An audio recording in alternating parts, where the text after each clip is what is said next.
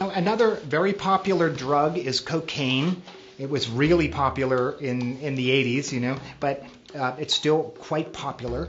And so cocaine is a stimulant, and so I have energy. I can clean the house. I can do stuff. I can, dance until 5 a.m. I can show, I have more courage. I have more strength. All those kinds of things. So people that like the stimulant, they start doing cocaine. All of a sudden, they begin to feel good. Cocaine very addictive. That's the problem. So many times people will start by snorting cocaine, and then they wind up having mucus running all over the place and blowing their nose all the time and then they realize, wow, I can use a different delivery system. So then they can inject cocaine, and now I'm putting that right into my bloodstream. It crosses the blood-brain barrier immediately, and I'm off to the races. And that also makes it that much more addictive. There is what? The smoking is getting to that.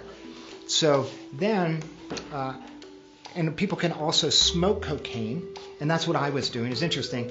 I was in such a bad heroin detox one time, and I had a naltrexone implant in my body, so I couldn't use any more opiate. All the receptor sites were blocked, but I was freaking out. I mean, after some days, I thought I was going to die. I just needed some relief, so I thought, well, I can't use that drug, so I started smoking crack.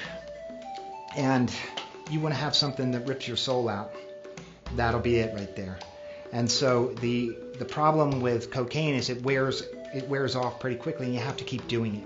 And smoking crack, you have to do that all day. So if you happen to have a job, or you have to function in the world, and you have to go to the bathroom every 5 minutes like I was doing to smoke crack, it owns you. And that stuff, after a 30-year drug habit, that is what really brought me down. And anybody that has that problem can understand. I remember when I was out in a snowstorm, and I had a big rock of this stuff, and I dropped it, and I found it.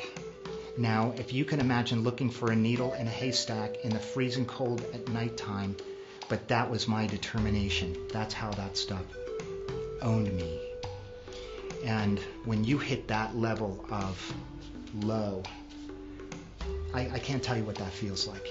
And all the nights at 3 o'clock in the morning where you're looking on the carpet to see if you've dropped any, and you look at all that time and energy wasted, all that money. That's a $700 a day habit for me.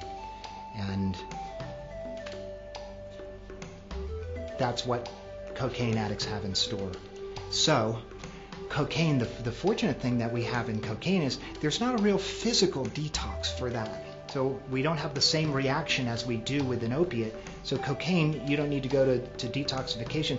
The problem is you have a very strong psychological detoxification from that. So it's really hard. That stuff really pulls you.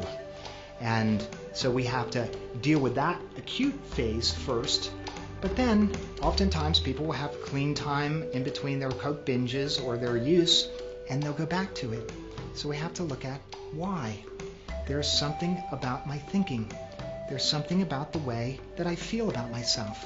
And most likely, I didn't know what that was. I knew I felt inadequate. I knew I didn't feel so good. But I really kept my world looking pretty good. I looked pretty good on paper, so nobody really knew that. But down deep, I was hurting. But I never knew why. And once I got to the why, all of a sudden, smoking crack seems like the last thing that I would do, not only today, but any day. To be honest with you, until I was asked to do this video, I haven't even thought about it.